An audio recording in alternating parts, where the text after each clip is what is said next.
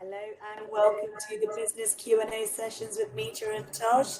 We are live. Hi Tosh, how are you doing? Morning, Meeta. Good. Yeah, really good, thank you. Raring to go on this one, Tosh. Diversity and inclusion. It's so important. I'm just excited. It's been there quite a while. So there's a bit of an echo, Meeta. I know we were talking about this before we did this recording. So excuse the audience if you can't hear us properly because my voice is doubling up on and off. Just excuse me. But yeah, absolutely, diversity has been an issue for such a long time. And from my point of view, why are race discrimination, harassment laws in place? They're there to make sure that people are behaving in the correct way. And if you don't behave in the correct way, there are consequences. Yeah, indeed. So I think number one is about best practice, thinking about what diversity means. These aren't just, headlines that you say that you have in place. I have a diversity and inclusion policy that I think organizations should have on their websites, in their hiring plans, on their job descriptions, everywhere. But it's not just about quotas. It's not just about, fulfilling a requirement. It's about understanding the benefit of having an inclusive workforce, the quality that brings, and the fact that ultimately we want our world internally to reflect the world outside. Absolutely right. You know what? I often go against the word equality, and you prefer the word equity because it's about fairness, not just treating everybody the same. Otherwise, it's a bit like the poll tax, isn't it? Let's just get everyone to pay the same. Well, actually, some people are affected differently than others. So it is adapting reasonably so that we're all on an equal footing. I think that's the word where I'd use it, equal. Yeah, and I remember you had that, you sent around a picture of 3 people trying to look over a fence, and it was all about being equitable, which was, giving people the same opportunities. That's right. So if you haven't seen the picture, there's a little guy, a medium-sized guy, and a tall guy, and there's a fence. And if you give them all the same box to stand on, well, the little guy still doesn't get to see over. Whereas if you distributed it in the right way, well, everybody gets to the same level to be able to see over this fence to watch this football match or whatever it was in the picture, right? Everyone needs a different size box. That's right. So let's go through what our topics are. Let's do the housekeeping. And shall I start the poll now, Meeta, or do you prefer that after we do go through the topics? No, go for it. As you all know, we like to put a poll out there to our audience so that we can get a feel for the room, and we can... So I'm laughing, Meeta, because normally you do the poll, and now I know why. Because I think I've forgotten to save it. So I'm going to have to rewrite it while you're introducing what it's about, okay? No, that's absolutely fine. Tosh and I are going to be putting a poll out to you all today to get a feeling for what challenges you're facing at the moment and what 2021 means for you as an organization. What's important to you? So Tosh is going to put some options up. So please let us know. It really helps us get a feel for the room and helps us get a feel for what's happening out there in the business community. As always, we have a chat box, and these sessions are for you. We try to keep them between 30 and 40 minutes.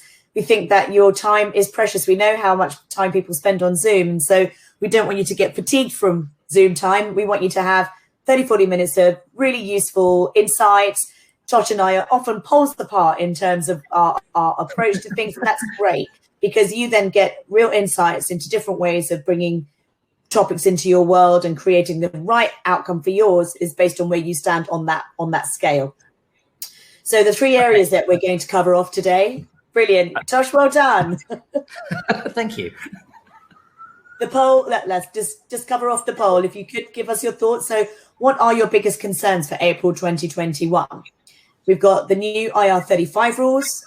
We've got getting employees back to work and everything that encompasses, and other. So we'd really like you to use the chat box. The chat box helps us to make sure that we focus what we talk about today to give you the maximum return on your time investment for the next. Yeah, it's got to be current. It's got to be real day-to-day issues that you're facing, so that we can give you our expert advice. Don't need to look up it on the internet. You don't need to try and decipher all the wealth of information out there. We'll do that for you and give you some practical tips on how to actually overcome those sorts of challenges you're facing. Getting employees back to work has been a thing for a while now. Can we force the vaccine? What are the circumstances? What if they say no? What can we do then? All those sorts of issues. Yeah, so that's another option. And the final one is other. So far it's 100% on getting people back to work. But once everyone's given their thoughts, that might change. So there's 3 areas we're going to be looking at in terms of diversity and inclusion today, Josh. Number 1, why having a more diverse workplace is the key to business success. We want you to know the advantages. We want you to understand this isn't, again, just something that's trending right now or something that... Service. No, it really is going to be about giving you the competitive edge. Number 2, how to develop that diverse workplace strategy. It's all very well saying we want to be more diverse, but how can you actually put that into practice? And remember, diversity is a requirement, a process, but inclusion, that's a way of life. You know, that's the culture of your business, behaviors, exactly that. So we're going to talk to you about what being inclusive actually means on the ground. And Tosh, you're going to be bringing number 3 in with what happens if we get this wrong. And as you pointed out right at the start, we have all kinds of laws. We have all kinds of, you know, court cases going on around racism. I mean, tell us what you've been seeing going on. And it's sad, isn't it, that these things are still happening? But you know what? It's human nature, unfortunately. You know, if it didn't exist, I wouldn't have a job. And so the reason the laws are in place are to police those types of behaviors. It's unacceptable, whether it's discrimination on the grounds of pregnancy or sex or race or religion or disability or sexual orientation. All those things are still very current. As much as everybody tries to do the right thing, it still exists. But then the laws are there. You know, if you're doing the right thing anyway, you don't need to know what the law is. You're just applying it correctly. But we're just going to give you some things that perhaps you haven't even thought about before. You know, where you're advertising, you know, what you need to have in your policies. A document isn't enough. It's like Meeta said, it's behaviors. It's a culture that you're creating. Otherwise, if you're not keeping your eye on the ball or having your eyes wide open to those things, you're going to perhaps even indirectly fall foul. You know, it's such a personal thing, isn't it? You're discriminating against me because of my race. You're discriminating against me because I'm on maternity leave. So, I mean, a lot of people won't consciously do those things. So, we're going to talk a little bit about unconscious bias as well. But if you get it wrong, what happens? So I wanted you to know what those consequences are. Yeah, indeed. So, I mean, when we're talking about diversity, what are we talking about? Yes, it's race, but it's also sex, it's gender, it's thinking about how, you know, gender identification has evolved and making sure that your organization reflects all of that in even their forms, things like that. It's age. You know, there's a statistic. There's 9 different ones, in fact. 9 different characteristics. Yes. Well, first of all, in terms of age, I just wanted to say one of the statistics around age is, would you believe that in the tech sector, people are finding that they are being discriminated against for age by the age of 29? Wow, that's too old. Apparently so. Wowee. So we really do have issues to deal with, and I'm glad we're talking about this today. Disabilities, not just physical disabilities, it could be learning disabilities, you know, dyslexic people. Are we catering for people in wheelchairs and people with dyslexia when they're working, when we're interviewing, how we're supporting them? And of course, religion.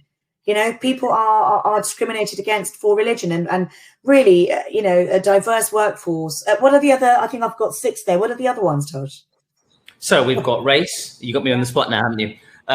We've got race. We've got sexual orientation. We've got sex. We've got disability. We've got age. We've got gender reassignment. We've got marital status. Right. Somebody remind me. Did I mention sex already? There's 9 anyway. Right.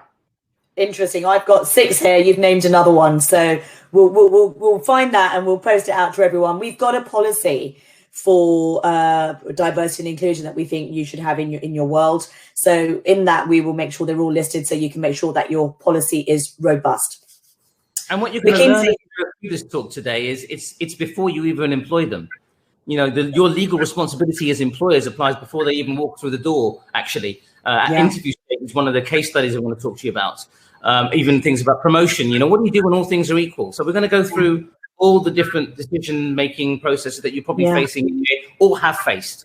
Yeah, indeed. I mean, if we're, you know, again, I'm looking at some stats from McKinsey here, and organizations that are racially, ethnic, and gender diverse are 25% more likely to be leaders in their sector, more successful, and well above the average. So, you know, one of the things and one of the reasons that having a diverse workplace is important is because you actually build trust and confidence in your people, which will then reflect in engagement, which will then reflect in productivity. You become an employer of choice. You know, diversity and inclusion is going to be a talent attractor of the future. And actually, when you're thinking about getting your people back to work and linking our poll results in there, because getting your people back to work is number one, think about how flexible and agile working is going to support your diversity and inclusion agenda. Because you are going to have people that, they might be parents, they might be the sandwich generation looking after the elderly, it might be people who have disabilities.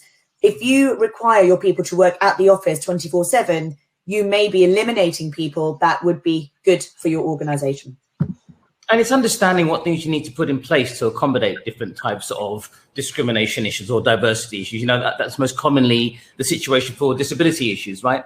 Reasonable adjustments. There's a legal obligation to make reasonable adjustments. That might be as simple as a chair that is, you know, if somebody's got a certain back condition or something, or it might not be. It might be a complete assessment of their workstation or what have you. But you know, what will be interesting is, I mean, those that know all this, or what I'm about to say already, is that we've got the chat on the right, and we go through the chat box every single time, you know, all the way through this session. So we'll be answering your questions as you bring them up, and also at the end if there's any left. But, you know, what issues are you dealing with? Put them in there. Let us know if there's something that's current that perhaps we can address for you right now, whether it's something to do with the way you recruit, or perhaps it's to do with promotional opportunities, or perhaps you've got nothing. You know, let us know that you've got those things, and let's see what we can do about that. Yeah, give us an all good. That would be great as well. Good to know how everyone's doing. One of the areas, again, that is really important for when you're thinking about diversity and inclusion is when you think about attracting talent into your world. Having a policy that encompasses a broader demographic really means you're going to have a wider skill set available to you. You'll be able to find that right candidate much more effectively. Again, you can network. You can ask your people who they know that are diverse to make sure your world internally reflects the world outside. And ultimately, you get new perspectives, don't you? If you get people who are from different backgrounds, with different experiences, bringing ideas into your world, then ultimately you're going to get better results from getting everyone's input. I think that's something we don't really think about is the perspectives that we bring into our world will be broader. Yeah, you know, it's having those different personality types and traits that challenge each other and that make you look at things in a different way, have a different perspective. So totally right.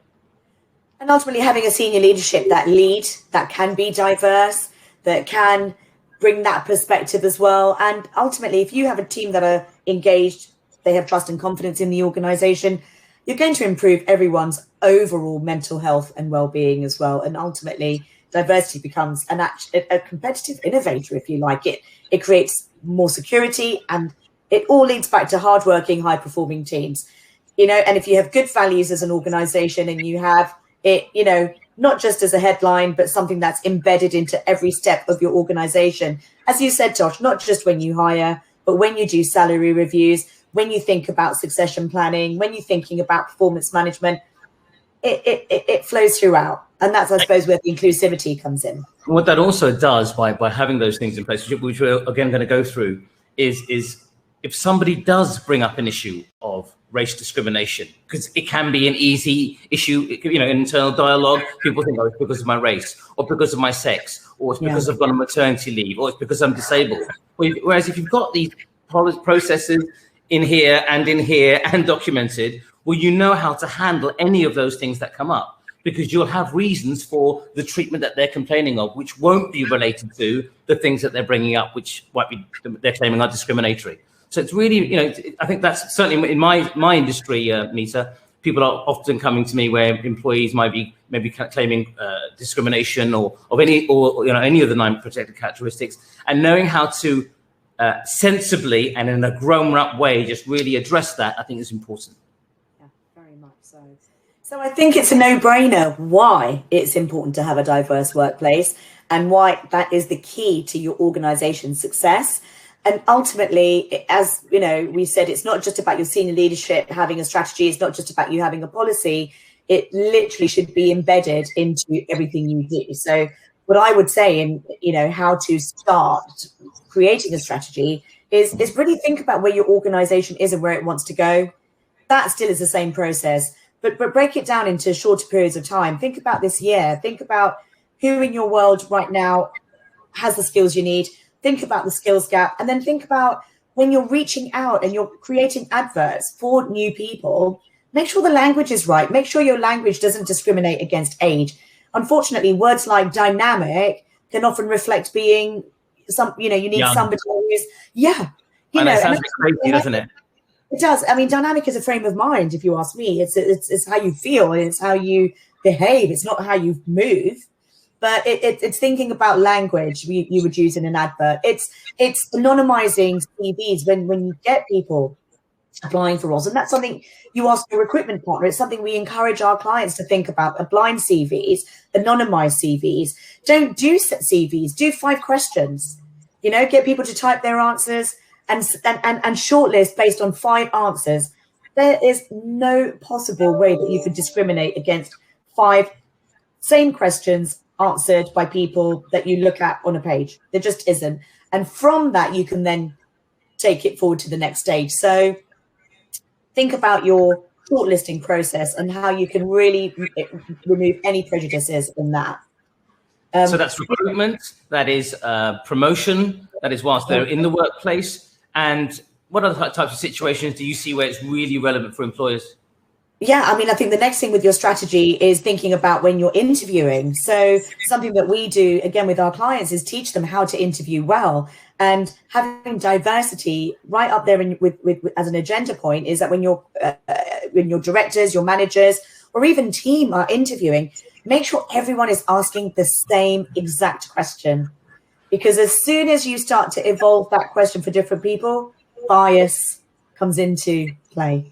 So be really disciplined about asking the same question to different candidates in the hiring process. That is really key.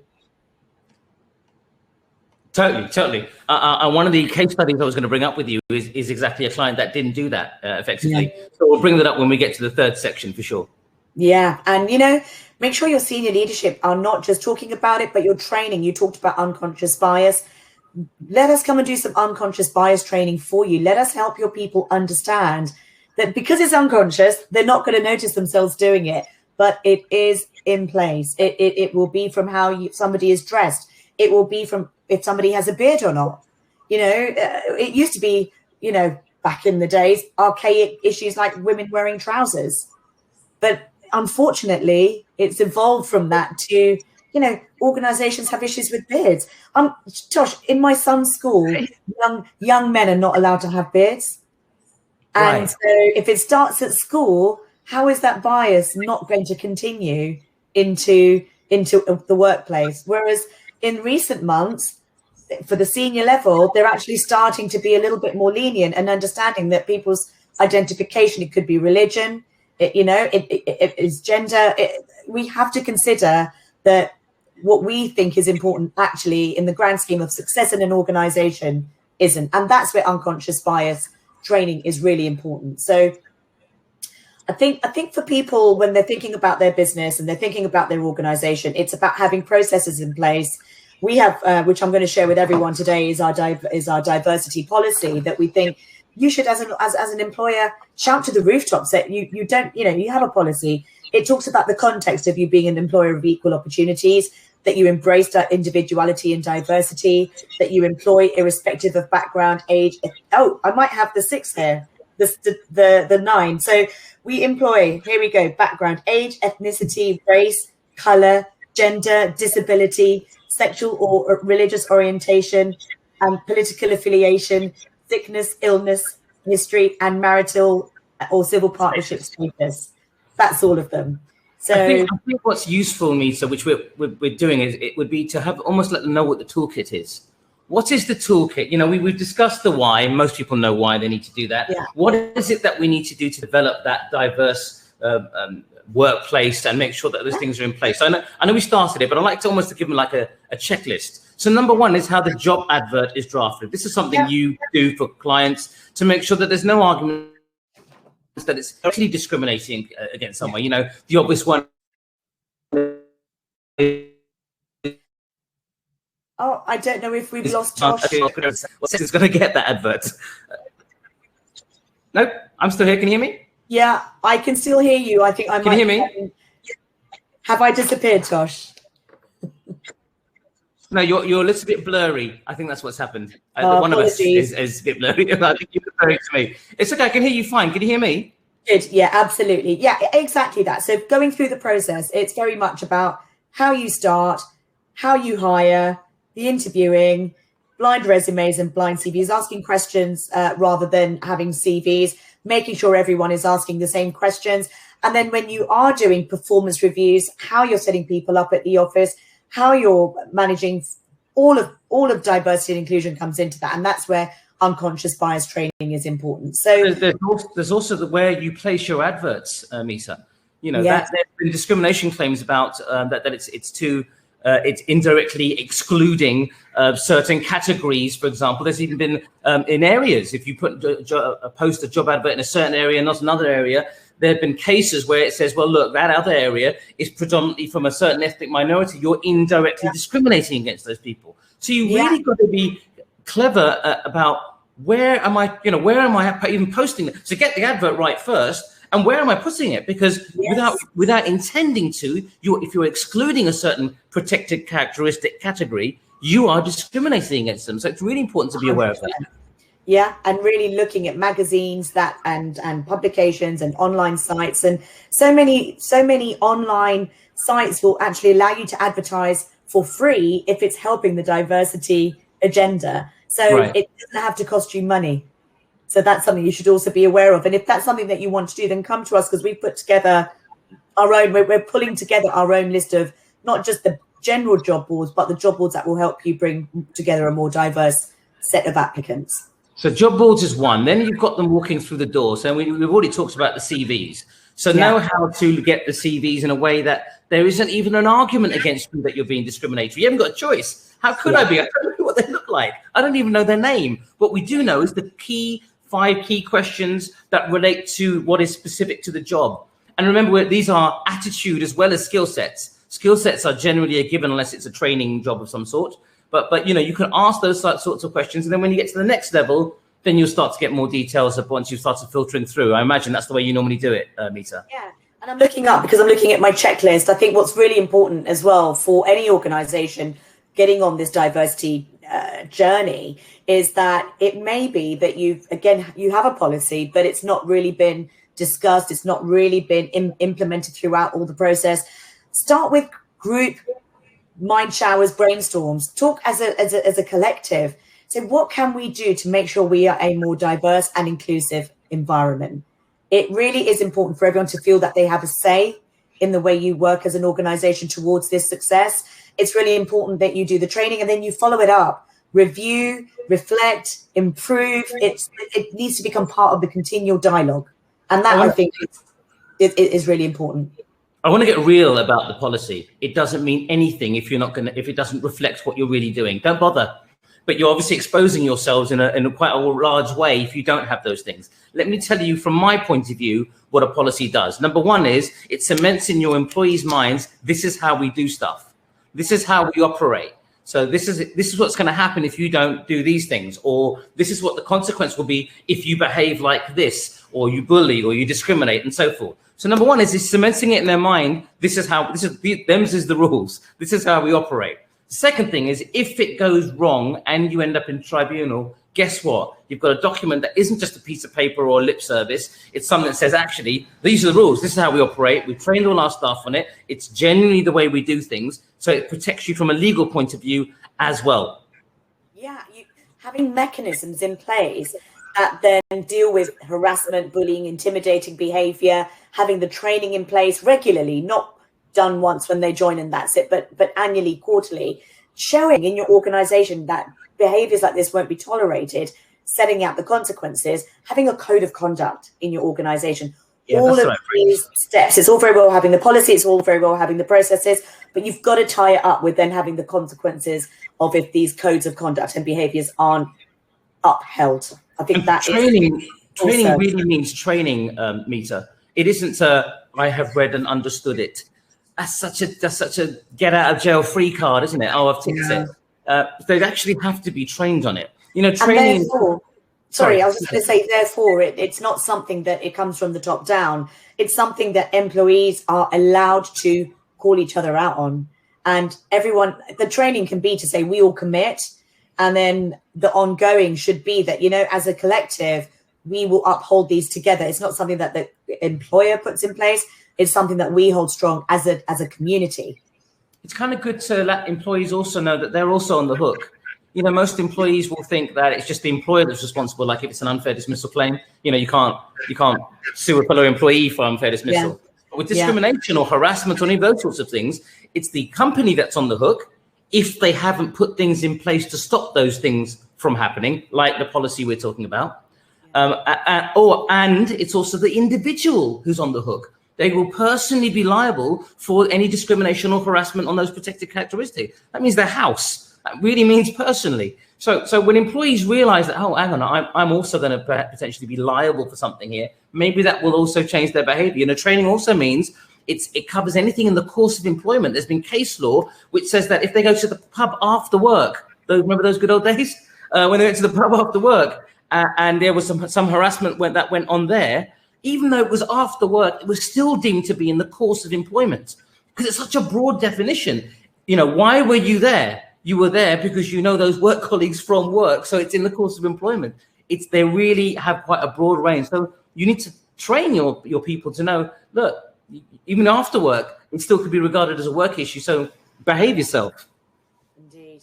So I guess this brings us to the last section, which is what happens when it goes wrong. How do you deal with it? What are the pitfalls that you have to be aware of as an organization to ensure that you don't get yourselves and your people into trouble? So let me talk to you about the money, first of all. So there's no cap on an award for discrimination, unlimited.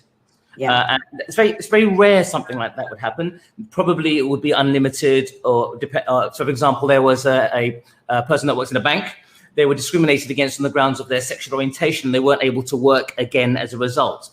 You can probably imagine there was quite a high level of medical evidence to be able to support that. They received their earnings up until retirement. So you can imagine that went into the millions in that circumstance. It was a young chap in his 30s, all the way up until he's 65 in those days anyway.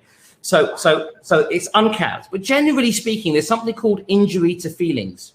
And injury to feelings have 3 bands. And which band you're in depends on how bad the discrimination or harassment is.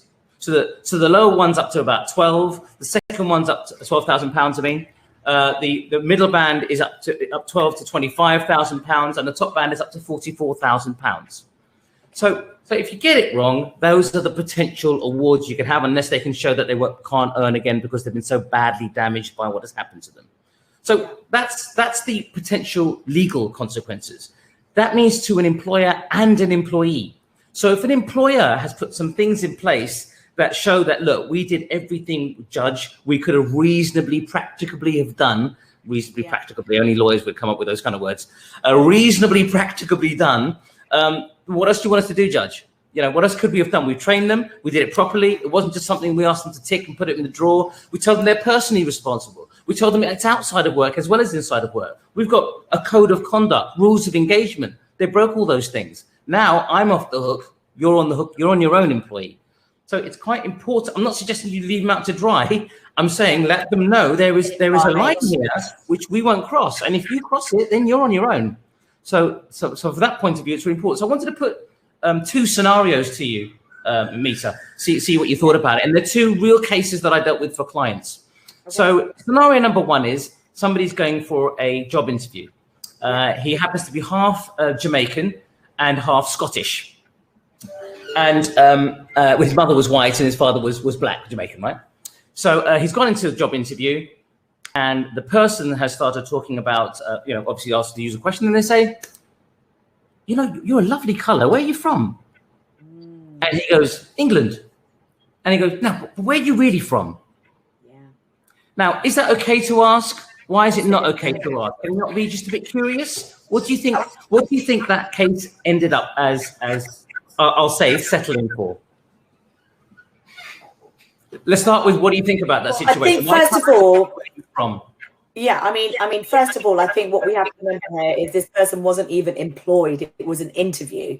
So correct. When you think about the liability of an organization, it starts right from the minute you do your advert. Because not only have people been awarded sums for injury at interview, people have actually taken potential employees to court for their advert. So I don't know, tens of thousands, Tosh? No, it was actually £15,000, that particular one. So it was in the middle band, right? Because it was offensive. It wasn't so bad that person was psychologically damaged and couldn't get a job somewhere else. There was a lot more that happened in that interview. It wasn't so much as just asking the question that's a problem. The definition of harassment, it's an objective and subjective test. How are they made to feel? Well, they felt they're being treated differently because of their color in that particular circumstance. Even though it was a compliment, we were a lovely color, but he started to feel very self-conscious about it. Where are you from? Well, he's English. He's from England. I know his heritage might be something else. Where are you really from? So when you get into that sort of unnecessary line of questioning, I'm not saying you can't ask questions, but just think about what you're asking for and why, and understand that how the other person feels is what matters in a harassment or discrimination claim, not how you feel. And this is why asking the same set of questions at every interview is important. But again, like you said, Tosh, that doesn't mean you can't have one interview that is all around somebody's journey and their biographical overview of their CV. Your second interview could be around skills, and it could be around tell us how you do these things and give us examples of a time when. And then the third interview could be all around culture. But, define your culture. At the main group, our cultures are greatness, integrity, clarity, and energy. So ask potential employees who they value and why. Don't ask them about where they're really from, because it doesn't matter. Yes, it's nice to sometimes get to know each other better, but that's something you all do in conversation at the pub. But as you said, Tosh, still be mindful of how you present questions, because it's not about being discriminatory. It's about being trained to ask the questions in the right way to get the right outcomes to ensure they're suitable for the role and your organization. And that's all that matters at that interview stage. It's really important to understand that your intention has no bearing on a discrimination claim. I didn't mean it. It was a joke, or whatever the answers are that I've heard time and time again. It's the impact on the individual. How do they feel about it? And that is an objective and subjective test. Subjective obviously means, did that person really feel offended? Well, yes, you can't really argue with them, right? If they say they feel offended, they're offended. Objectively, would a reasonable person in their shoes feel offended? If you've got 2 yeses, that's your claim right there. So that's scenario number 1. Scenario number 2, what do you do, Meeta? So we've got all things equal. We've got 2 candidates. And one candidate is, I'll just mix it up a little bit, is disabled. They've got a hearing impairment, perhaps. And the other person is, let's say, of an ethnic minority, let's say they're black. So everything is equal. And whichever one you pick, the other person is going to say, well, hang on a minute, I think it's because of my disability. Or the other one's going to say, hang on a minute, it's because of my race, let's say, right? Yeah, sure. How do you choose which one? Well, how do you choose which one for a potential job in your organization? Yeah, so everything is equal. You've got those things, that information that I've given you. How will you decide which one will go? Which one you will take, sorry? Regardless of background, regardless of disability, ultimately, when you're choosing someone that's right for your organization, you have a process. You apply that process equally and consistently to all applicants. If at the end of a process, people are equal, what I recommend to my clients is you do another stage. You either do another test, which has to be fair and equally accessible to both. You have another interview. You put another process in place. You do another set of questions that you score, and then you decide. So in the real situation that my client dealt with there, they ended up picking the person that had the hearing disability. And would you believe it was to do with a telephone job? Yeah. Because what they were aware of. So the other person said, they did bring up the issue that they said, well, I was the only black candidate. I want to know why I wasn't selected. And actually what they looked at the legal obligations for the person that's disabled. They have an obligation as an employer to look at reasonable adjustments. There were hearing aids in place. There were lots of other things. They didn't get stopped by assumptions. What's a telephone job? He's hearing impaired. How's he going to be able to do that job? So they knew that they found out there were reasonable adjustments. That person was better qualified overall, the way that they came across in the interview, their telephone manner. And they had a number of reasons that were very clearly distinctive, because there always has to be some difference, doesn't there? I know I kind of tricked you a bit by saying everything is equal, but nothing ever is. There's something that will make you decide. Just make sure that your decision isn't based on something that is discriminatory in some way. Yeah, so be objective, use the stages, use your structures, use your scoring systems, and use them consistently. And that will ensure that not only is it not only is it a fair process, but it is also a process that protects you as an organization to make sure that you are getting a diverse workforce, that if it does go wrong, you've got the right structure in place. And as you said, Tosh, being inclusive, thinking about reasonable adjustments, not just for the visually impaired, the hearing impaired, the people who might be in a wheelchair, people who might need to work from home. Again, all of those protected characteristics, all of the backgrounds and the 9 that I listed. Make sure that you're thinking about how you can be inclusive for all of those when you're hiring, because it's all very well saying you're a diverse and inclusive employer, but then if you don't even have a lift, or you don't know those people work from home, then you're just saying it. You're not actually eating, living and breathing it. Another suggestion might be take the pressure off yourself. Don't be the only person that's doing the decision making in the recruitment process. Have another person or have 3 people involved, so everybody's looking at it through a different lens, and they'll all be. It's a collection of the 3 to come to those decisions. Make notes of how you've come to your decision, because if it goes south, you're going to have to justify, and if you're just going to base it on what you're saying, it will be the truth, no doubt. But it's always good to have something to back it up, because I say it many times, it's documents that win cases and witnesses that lose them. So document it, have it clear on what your thinking was. Yeah. So I think to sum up, I think we've spoken a lot about how we attract talent and how you can make sure that your policies for inclusiveness are reflected in your hiring. But this then continues in performance management and development of your people on the ground. It continues in your culture and your behavior, and it continues in the training and the tools that you facilitate your teams with to ensure that diversity and inclusion remains at the top of the agenda, ensuring a truly successful organization with an engaged and productive workforce. So what I would say to anybody out there, if you don't have any policies in place, or you don't know what to do, or you've got nothing, have a no obligations chat with Meeta, have a no obligations chat with myself. Let us put you in the right direction. You can get a lot of these policies off the shelf, but knowledge is not power. It's execution that's power. It's applying it in a bespoke way that's tailor-made for your actual situation, not just something you just pull off somewhere. I know I would say that, but I'm saying that with experience and genuinely, authentically saying that this is the right way to do it if you want to do it right. Indeed.